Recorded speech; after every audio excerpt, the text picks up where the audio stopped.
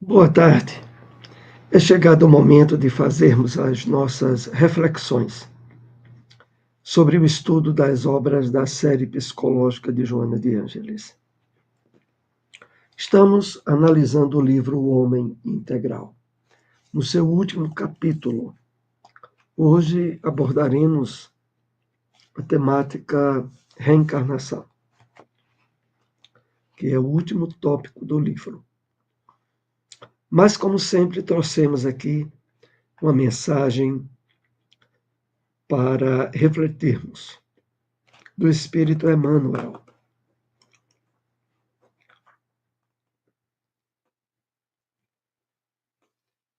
A passagem, as cartas de Efésios, capítulo 4, versículo 31, do livro O Evangelho comentado por Emmanuel. E dessa mensagem separamos um item que nos chamou mais a atenção. Se a mensagem do Evangelho te anuncia as boas novas da redenção, foge assim ao domínio da viciação e da crueldade. À frente da irritação e do desalento, da agressividade e da injúria, oferece o dom inefável da tua paz. Então vamos fazer algumas observações para a compreensão do que Emmanuel nos traz. Então Emmanuel nos diz assim, chamando-nos a atenção para refletir. Se a mensagem do Evangelho te anuncia as boas novas da redenção, porque é preciso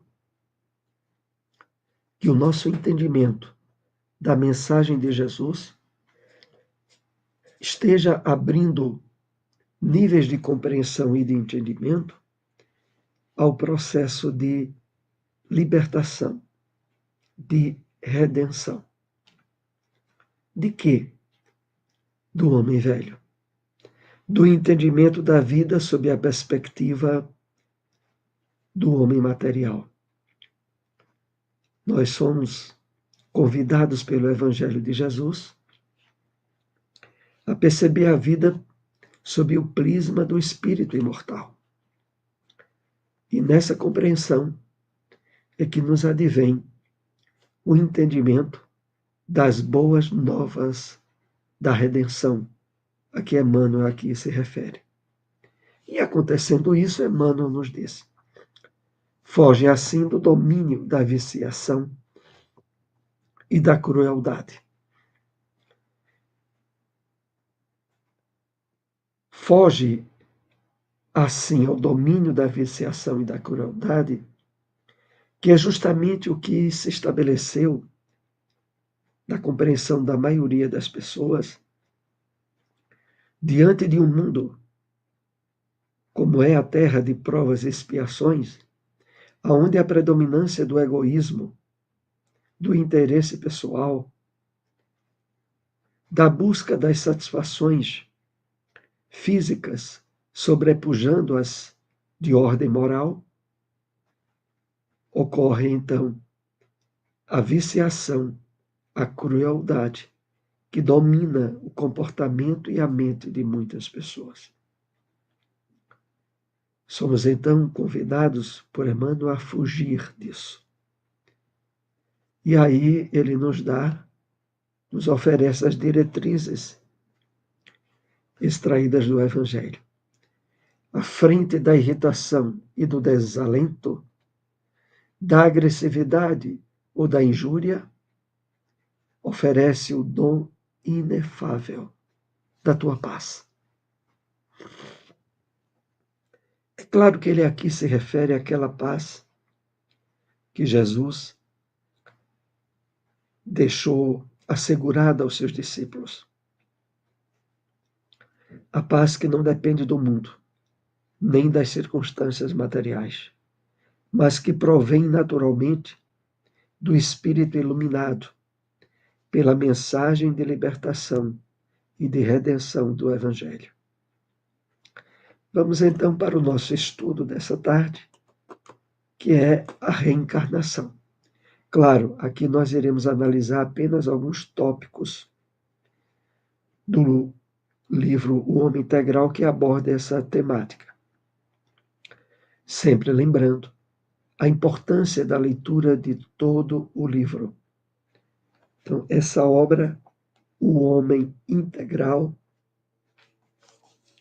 que é o objeto de nossos últimos estudos,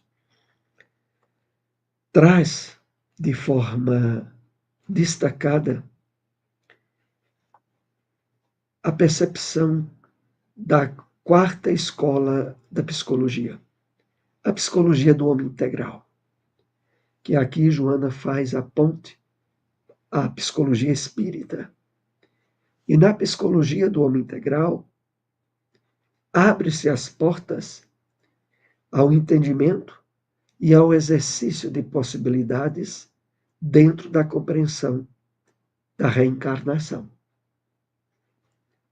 É nessa psicologia que vão se desenvolver as escolas da terapia de regressão de memórias, da TVP, dentre outras. Então, agora nós iremos abordar alguns itens separados desse capítulo, que vai ajudando-nos a entender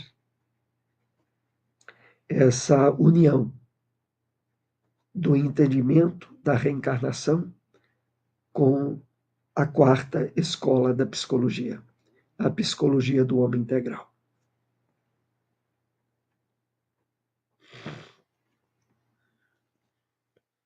Destituída de finalidade seria a vida que se diluísse na tumba, como efeito do fenômeno da morte.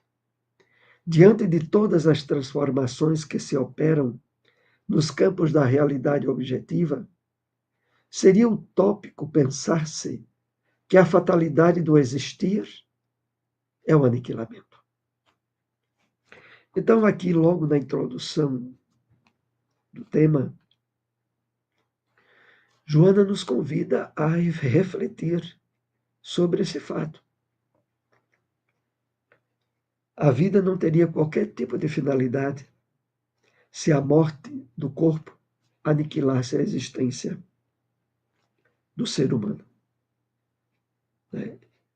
E aí ela complementa dizendo: diante de todas as transformações que se operam nos campos da realidade objetiva, seria utópico, seria ilusório pensar-se que a fatalidade do existir é o aniquilamento. Então, a fatalidade do existir é a evolução infinita, é o progresso da criatura humana que utiliza-se de experiências quer no corpo, durante a encarnação, quer fora do corpo, durante a desencarnação.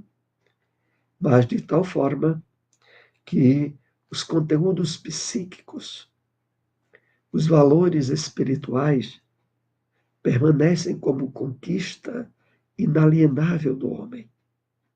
É isso que nós estaremos comentando nesse estudo de hoje. A aquisição da consciência é o resultado de um processo incessante, através do qual o psiquismo se agiganta desde o sono no mineral, a sensibilidade no vegetal, ao instinto no animal e à inteligência, à razão no homem. Então, o processo evolutivo, como já assinalava para nós o codificador no Livro dos Espíritos, vai do átomo ao arcanjo. A escada de progresso do nosso espírito, que surge desde o mineral, como aqui é colocado, o psiquismo se agiganta desde o sono do mineral, até atingir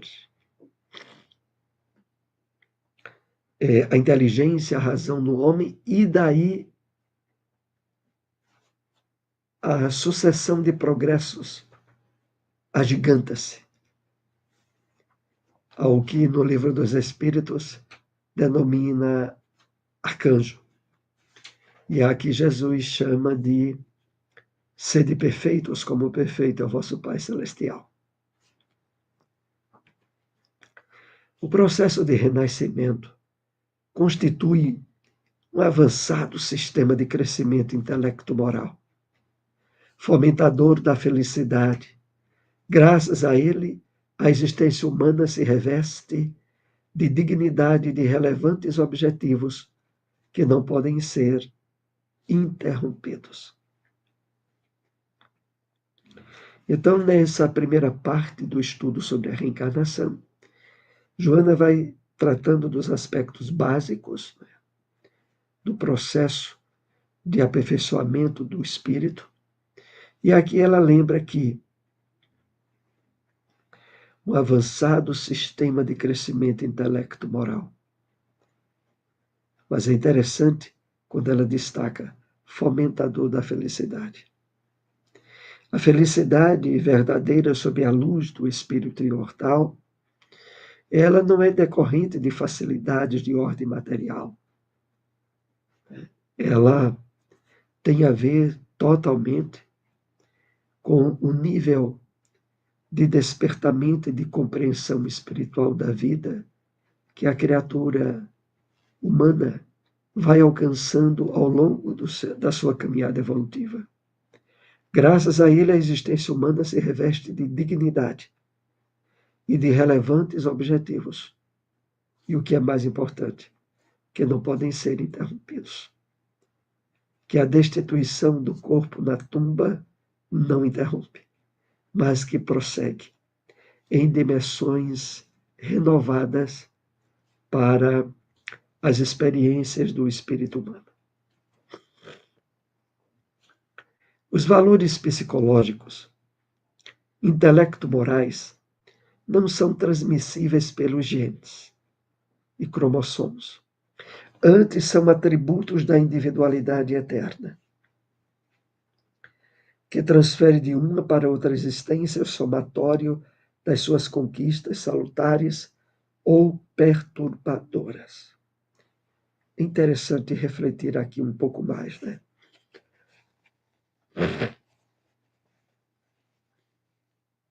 Os genes, os cromossomos,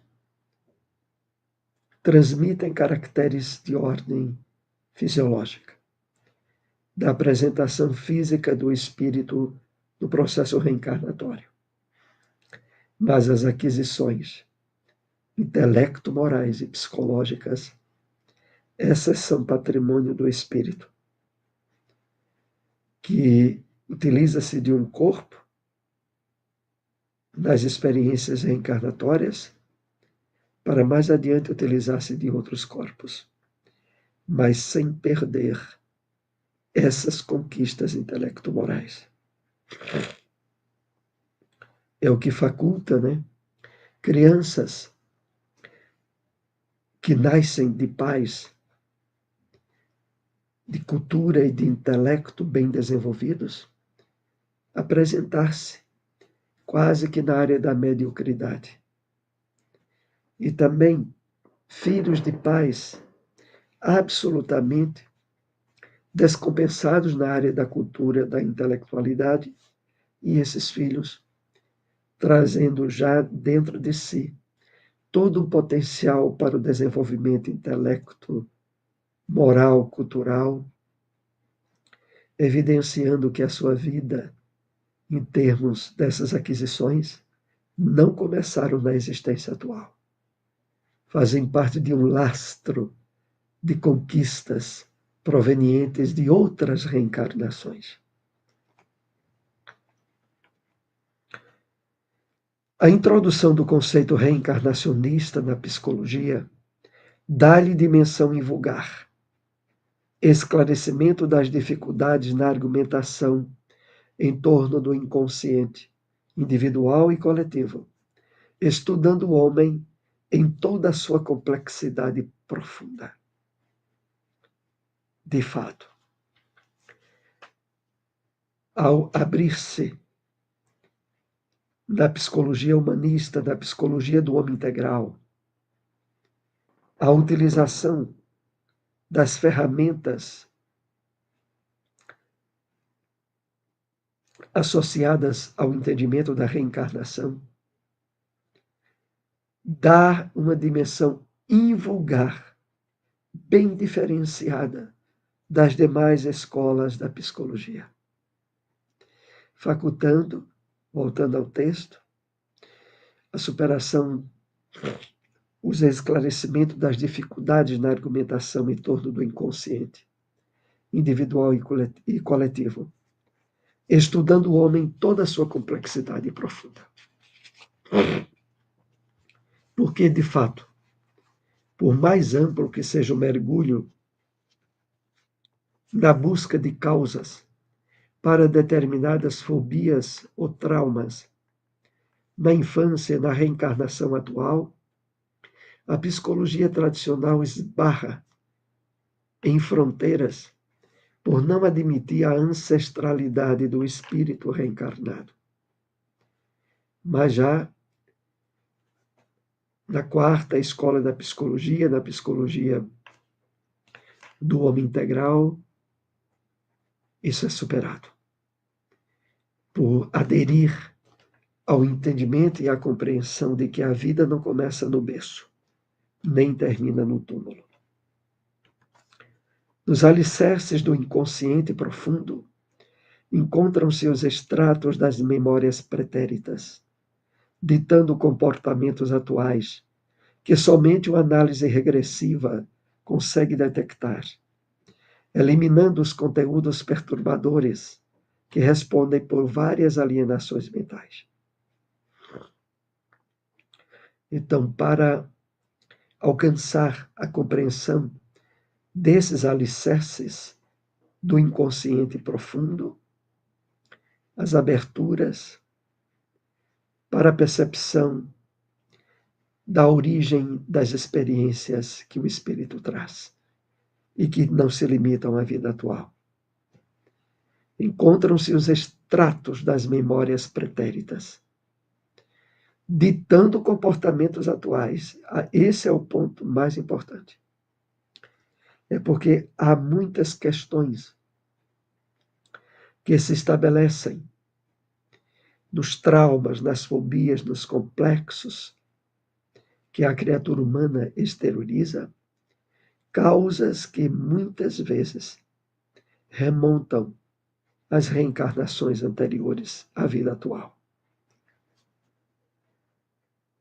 Onde somente uma análise regressiva consegue detectar, eliminando os conteúdos perturbadores que respondem por várias alienações mentais. Isso aí é um fato que cada vez mais tem sido comprovado, tem sido percebido nas atuações da psicologia da TVP, da terapia das regressões às vidas passadas. No capítulo dos impulsos e compulsões psicológicas, o passado espiritual exerce uma predominância irrefreável que leva aos grandes rasgos do devotamento e da abnegação. Quanto à delinquência, à agressividade, à multiplicidade de personificações parasitárias. Então não há qualquer dúvida. Em inúmeras questões patológicas associadas à mente humana, a questão das causas do passado espiritual, aonde só as aberturas à observação do homem como homem integral, corpo, perispírito e espírito, é que leva a esse entendimento que traz soluções para tratamentos que não respondiam à psicologia tradicional, que se revelavam como absolutos enigmas, mas que conseguem tratamento eficaz quando se observa o homem na perspectiva da reencarnação.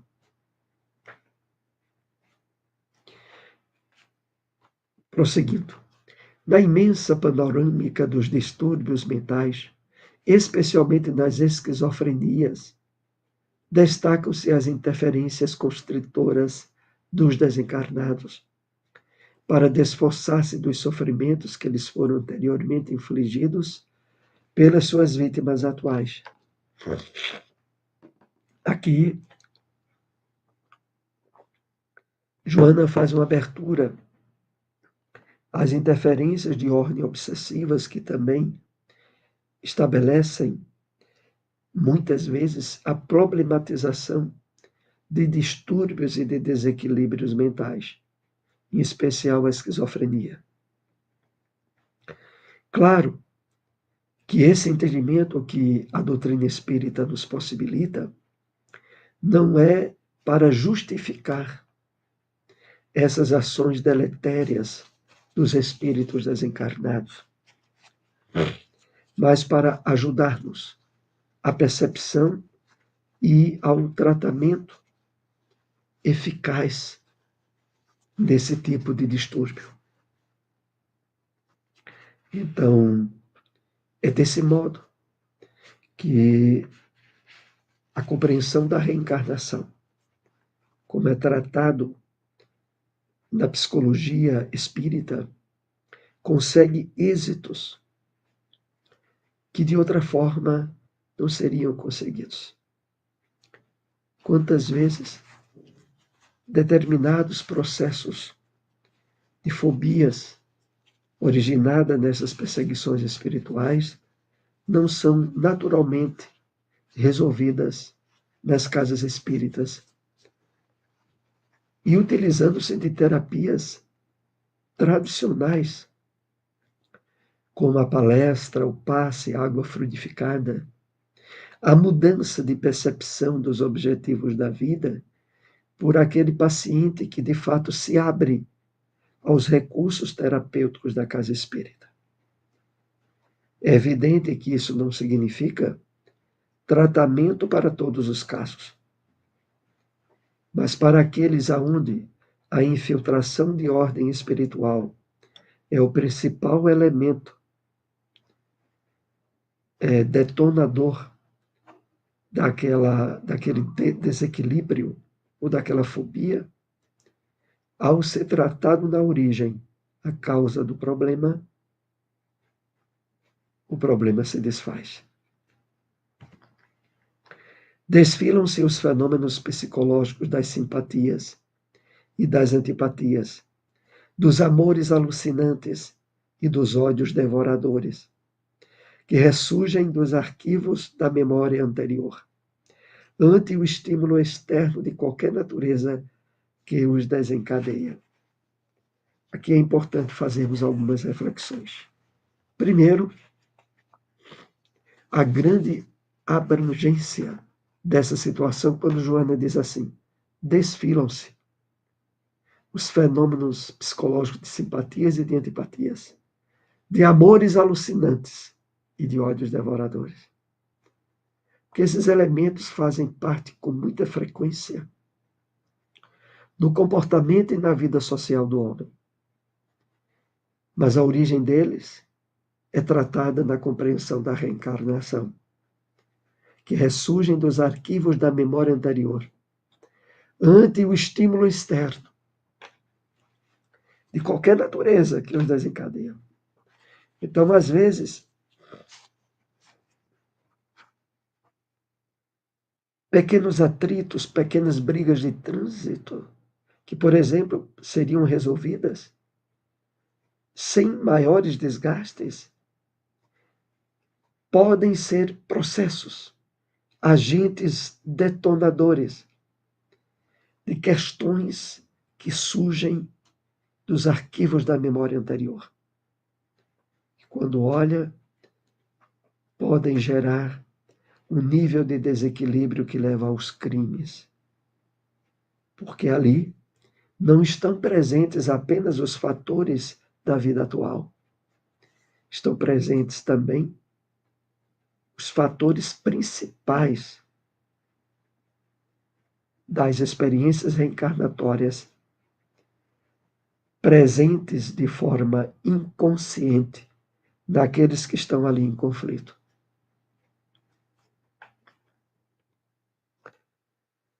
Excetuando-se os conflitos que têm sua psicogênese na vida atual, a expressiva maioria deles procede das jornadas infelizes do ser eterno, herdeiro de si mesmo, que transfere as fobias, insatisfações, consciência de culpa, complexos de uma para outra reencarnação.